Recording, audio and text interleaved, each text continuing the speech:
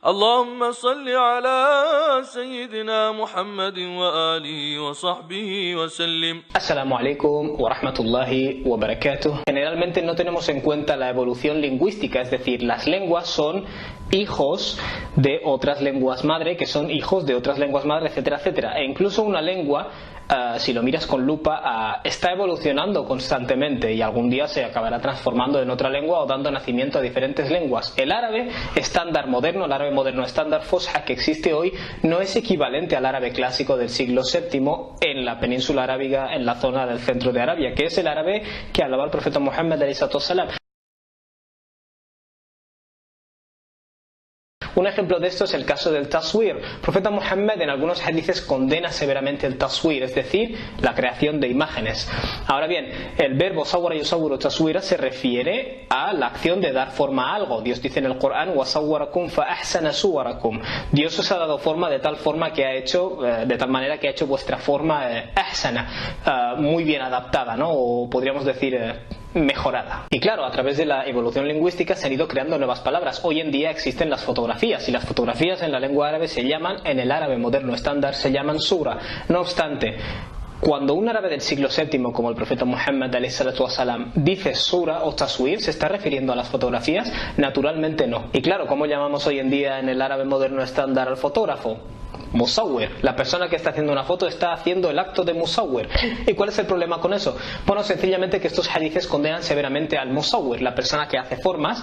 La persona moderna, el árabe moderno, lee este hadith y dice: oh, el hadith está condenando al que hace fotografías. Era eso lo que había en la mente de las personas que estaban escuchando al profeta Muhammad cuando condenó al musawwir o al acto de hacer taswir. Y de nuevo insisto en que habrá gente con una lectura de un tipo y otra gente con otra lectura de otro tipo. Habrá gente que dirá que las fotografías son haram, están prohibidas en el Islam, y aunque podamos considerar que esa opinión no es correcta, tenemos que aprender a vivir con el hecho de que, mira, hay cosas que se pueden interpretar, y siempre y cuando no se trate de imponer nada a los demás ni se esté haciendo daño a los demás, tendrás que respetar eso. Y dentro de las tradicionales escuelas de la islámica ha habido siempre unas lecturas más literales y otras más abiertas. Ese es el logro de nuestra tradición y de nuestra civilización, dentro de una misma ortodoxia o Ahlus Sunnah, haber acomodado interpretaciones diferentes. Y yo creo que esto es un ejemplo para los musulmanes de hoy, no, sino para todas las religiones grandes de la humanidad, que en muchos casos se ha impuesto como ortodoxia la rigidez. No tienes otro camino.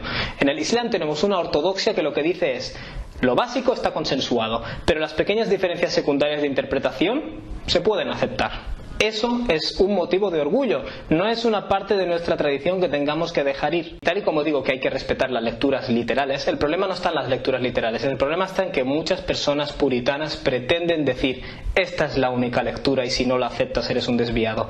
Eso sí que va contra nuestra identidad y eso sí que es algo que tenemos que abordar. Pero volviendo al tema, lo que no tienes que hacer tú es decir: voy a rechazar estos hadices absurdos que prohíben hacer fotografías, o guardar una fotografía de mi querida madre porque supuestamente es un pecado. No, tienes que tener en cuenta que esa no es la única interpretación que ha existido. De hecho, lingüísticamente en el árabe del siglo VII no se estaba refiriendo a fotografías.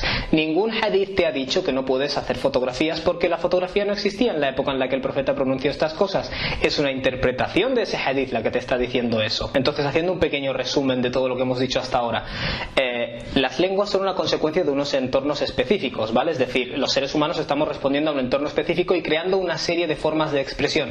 El árabe del siglo VII es consecuencia de ese entorno más duro, más severo, más rígido, más duro de vivir, quiero decir, con unas imágenes más hiperbolizadas y más figuradas de las que utilizamos nosotros. Sin embargo, la mentalidad del europeo del siglo XXI es muy empírica, y eso se debe a que vivimos en un mundo que es el producto, entre muchas otras cosas, de una revolución científica. Es decir, estamos programados para leer las cosas de forma empírica, pero lo que no podemos hacer es exportar esa mentalidad nuestra, que es el producto de una historia y de un contexto, a toda la literatura de la historia de la humanidad. Es decir, no hay ningún problema con el método científico cuando su intención es explicar la realidad, pero tú tienes que entender que otras personas en otros contextos están hablando de formas diferentes y su intención al expresarse no siempre es describir la naturaleza o decir las cosas de forma literal y material. Tenemos una simplemente muy material, muy empírica, como consecuencia del mundo en el que vivimos. No podemos exportar esto a textos que utilizan otros modos de expresión. Al contrario, si queremos entenderlos, tenemos que estudiar esos modos de expresión. Y por eso veo que hay como este divorcio importante entre el intelectual moderno occidental, musulmán, y o moderno en general, el musulmán moderno en general, y estos textos de hadith.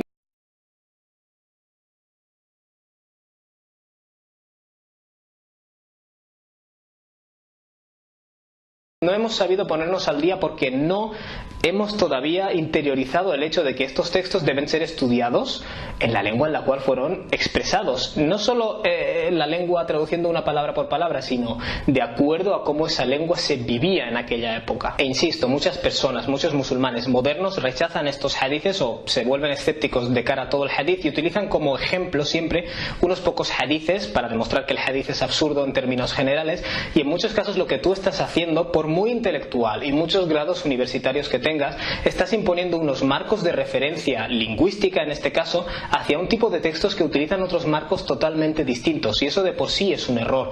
Quiero decir, no estás siendo racional a través de ese rechazo muchas veces, aunque tengas esa sensación de que lo estás siendo. Así que el consenso sunni, el 90% de esta umma a lo largo de más de un milenio, hablando claramente, no eran tontos. No aceptaron que la literatura del hadith es dhanni rajih, es altamente probable en lo que se refiere a su autenticidad, porque sí, lo hicieron después de grandes estudios y personas que dedicaron su vida entera a diferentes de las ciencias de hadith, que se cuentan por docenas, estas ciencias colectivamente.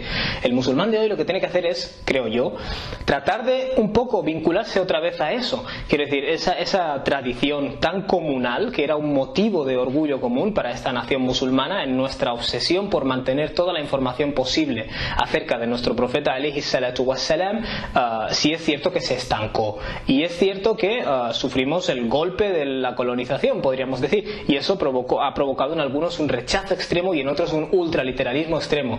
Pero creo, y esta es mi opinión, que tenemos que trascender estas reacciones y de hecho rescatar toda esa tradición. En cierto modo, lo que estoy queriendo decir no es negar que realmente se estancó la tradición. Hay que reconocer esa realidad y retomarla, retomar el hadith, retomar el estudio del hadith, retomar el fiqh, pero intento hacer entender al musulmán moderno que rechaza en términos generales la literatura del hadith, que generalmente cree que está siendo razonable, y esto es lo que más quiero subrayar, que no siempre se está siendo razonable en el rechazo, porque cuando entendemos, cuando pillamos o nos encontramos versículos del Corán complicados, hacemos una serie de estudios para entender lo que significan, y esto es lo que el consenso de esta umma ha estado haciendo acerca de la literatura del hadith.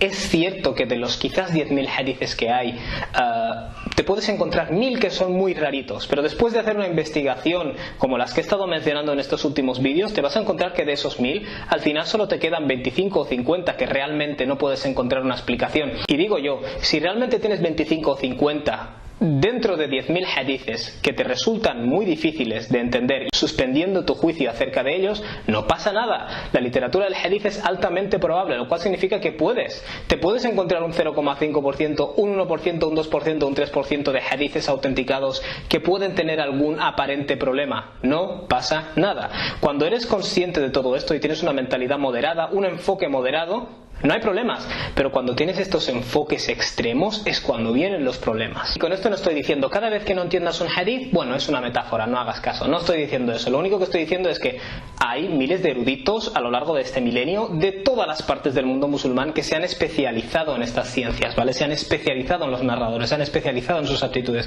se han especializado en las vías de transmisión, se han especializado en un montón de cosas, en la lengua árabe, en la retórica árabe, en la poesía preislámica. Entonces lo que tienes que hacer es, si tienes alguna duda sobre algún hadith, sé un poco humilde. Quiero decir, este rechazo tan exagerado tiene un trasfondo emocional, un trasfondo de inseguridad. Debo decir otra cosa, si tú coges todo el corpus de hadith, vamos a poner el número hipotético de los 10.000 hadithes, la inmensa mayoría son fáciles de entender y están hablando de cuestiones básicas. Es decir, te encuentras en algunos casos algunos textos que son como los que he mencionado, que requieren un análisis lingüístico y contextual, pero lo que hacemos hoy en día es coger estos textos y eclipsar la sunna.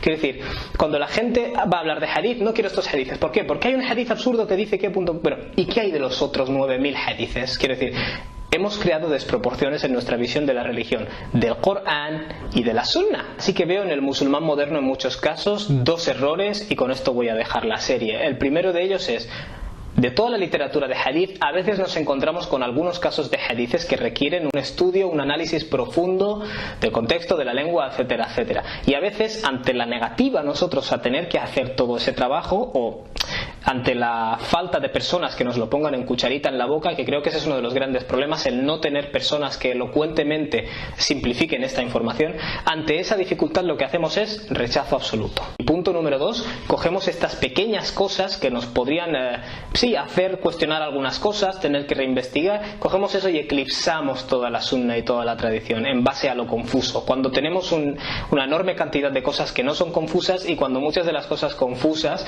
pueden dejar de serlo con un poquito más de análisis. Mientras no aprendamos a leer la sunna o los textos de hadith como algo que procede de un profeta humano en una época determinada, en un contexto determinado, vamos a caer en muchas controversias absurdas y, en mi humilde opinión, innecesarias. Pido a Dios que esta serie de vídeos haya servido para ayudar a muchas personas que tienen preguntas sobre este tema a desarrollar un enfoque moderado sobre este tema, a saber entender que la transmisión de hadith fue un acto muy meticuloso y muy profundo, no fue algo arbitrario y habladurías simples, fue un acto de profesionalidad por parte de miles de eruditos que se extendieron por todos los territorios de la mayoría musulmana, donde los compañeros del profeta habían enseñado cosas que habían aprendido del profeta Muhammad alayhi salatu wassalam. Quiero que la gente aprenda a diferenciar lo que es totalmente mutawatir, recurrente, de lo que no lo es, y dentro de lo que no es recurrente y es aislado también aprendamos a separar lo que es auténtico de lo que no lo es, y sepamos que dentro de lo auténtico hay muchas cosas que requieren de análisis profundo, e incluso dentro de lo auténtico puede haber un pequeño porcentaje de cosas que sí pueden tener algún error por aquí o por ahí, y eso es algo que han reconocido todos los eruditos de usul. Nunca se ha dicho que el hadith auténtico sea qat'i thubut, y desarrollando este enfoque equilibrado y moderado podremos tener un acceso a la sunna limpio otra vez, si Dios quiere. Wassalamu alaikum wa rahmatullahi wa barakatuh. Gracias por seguir la serie, que Dios os bendiga. Barakallahu fikum.